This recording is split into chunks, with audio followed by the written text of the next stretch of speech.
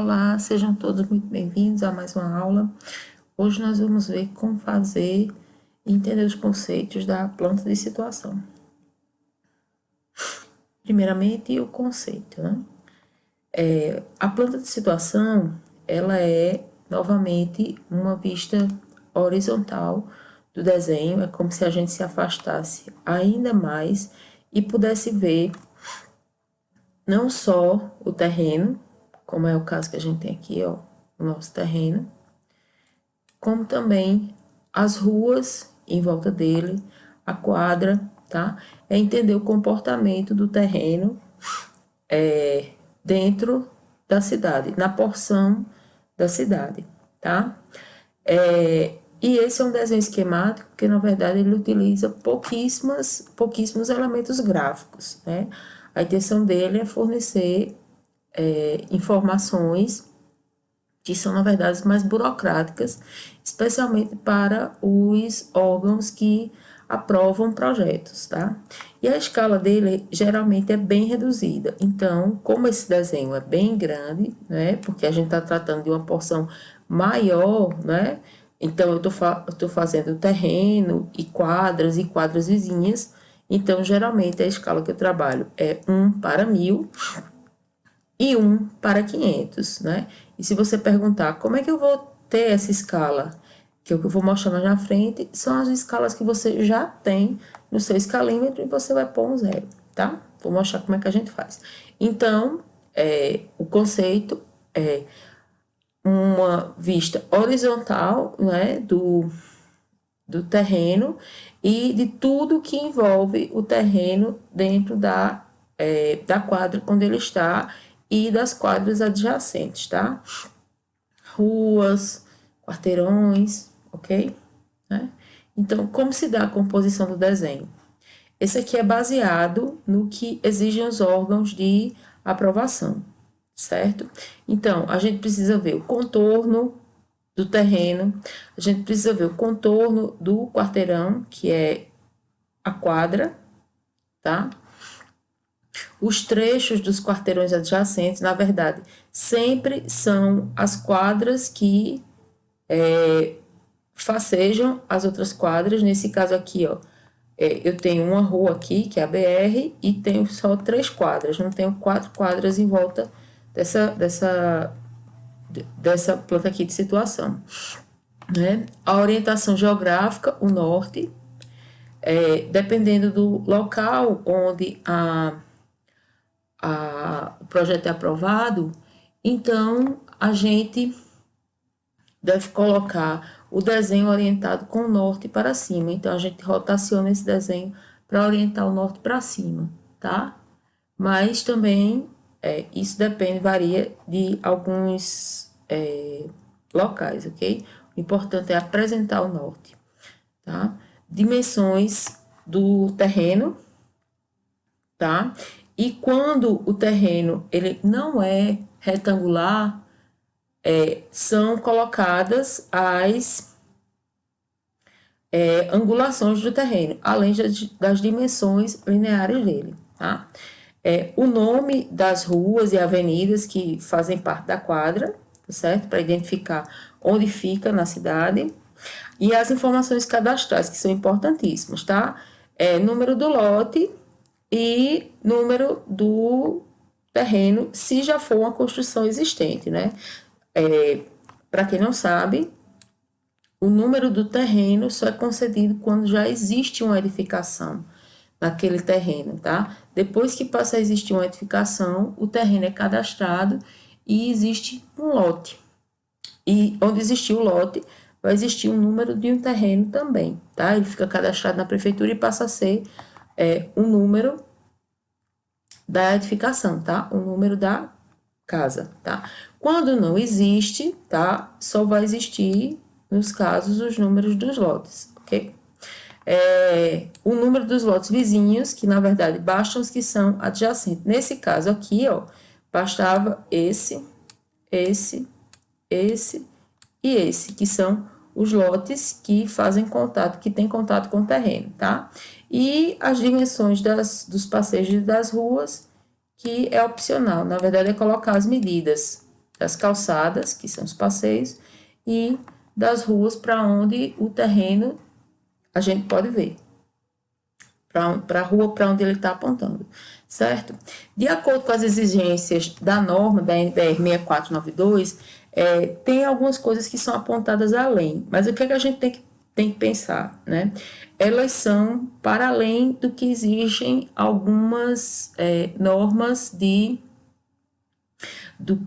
algumas exigências desses órgãos, tá? E geralmente o que está sendo colocado, mostrado, é a colocação do contorno da edificação e das edificações também que possam fazer parte dos blocos que já existem, dos blocos que não existem, né? Para mostrar esse contorno exatamente dentro do terreno. Nas prefeituras, esses elementos eles não são necessários, basta mostrar o terreno, tá? As curvas de nível, que é o caso que está sendo mostrado aqui, isso geralmente só existe quando se tem acesso, quando são colocados no projeto, tá? E que tem alguma interferência, aí ele pode ser colocado, mas isso não é exigido pelo órgão dentro da planta de situação, tá?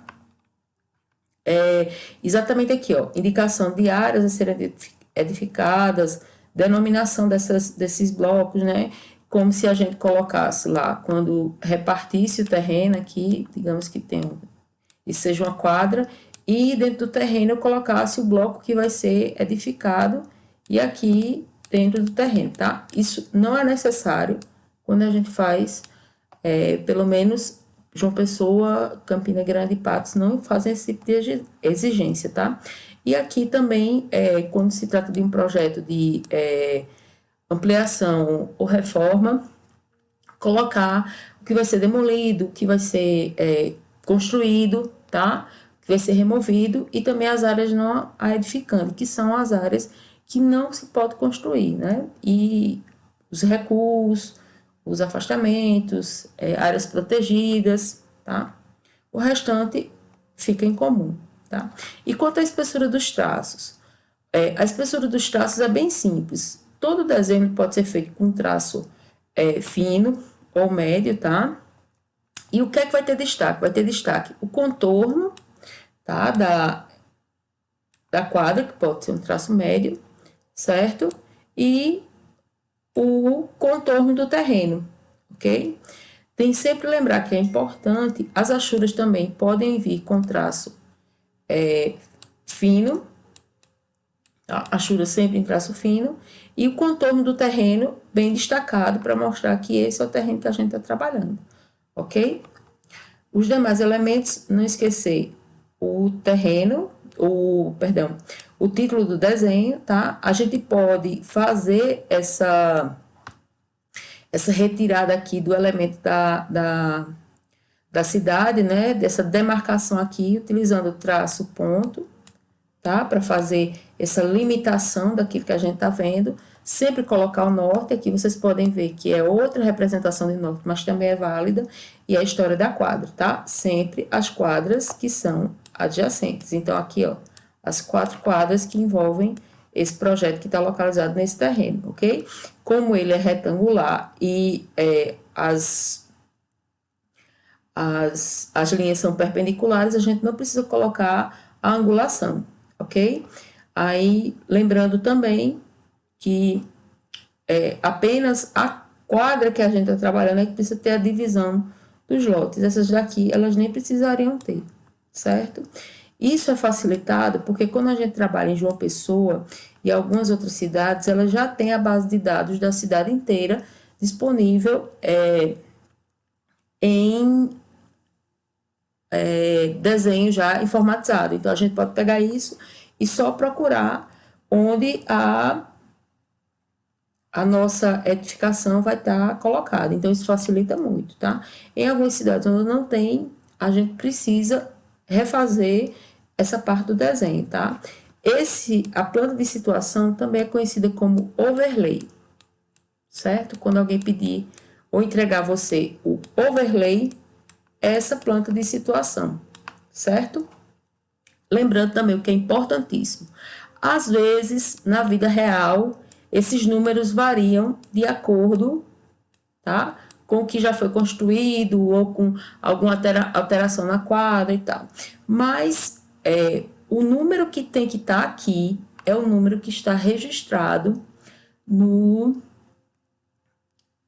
na escritura que o proprietário vai fornecer para você, ok? Então, os números cotados aqui são os números que tem que ter na escritura. Às vezes é uma diferença de 10 centímetros, uma coisa assim, certo?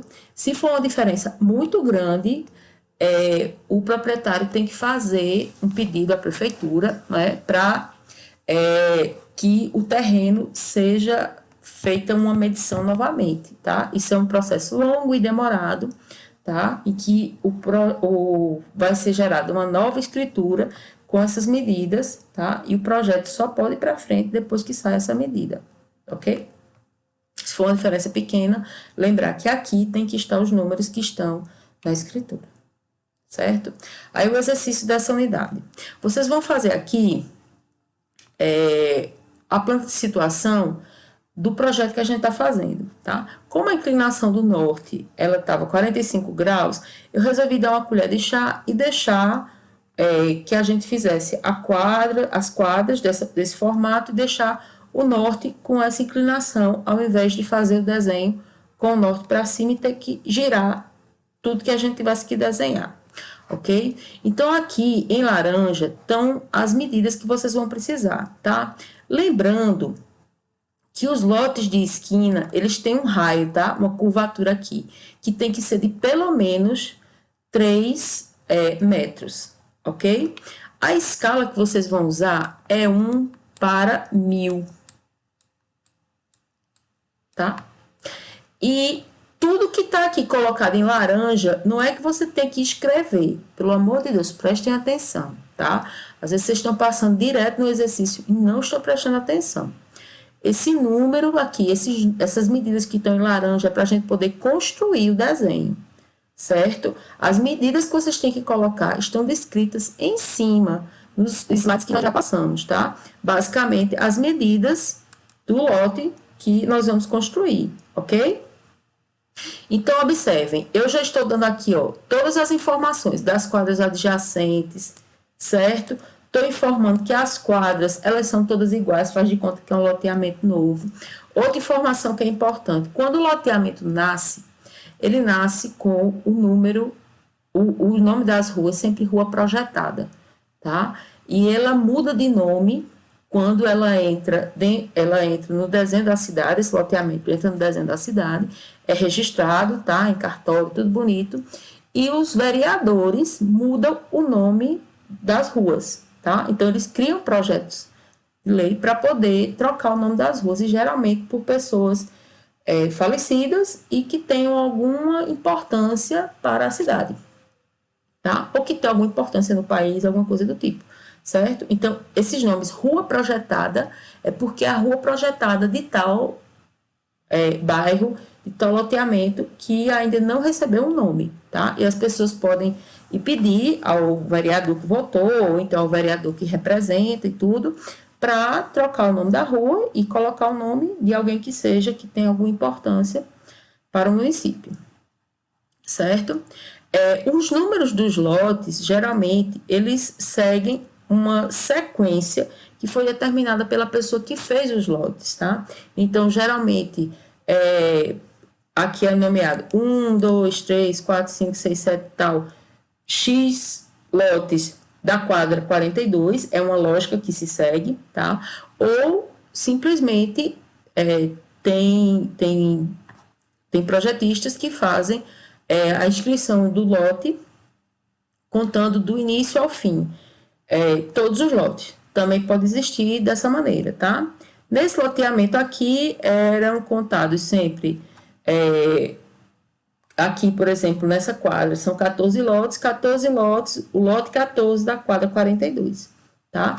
São lógicas distintas que não existe uma regra, tá?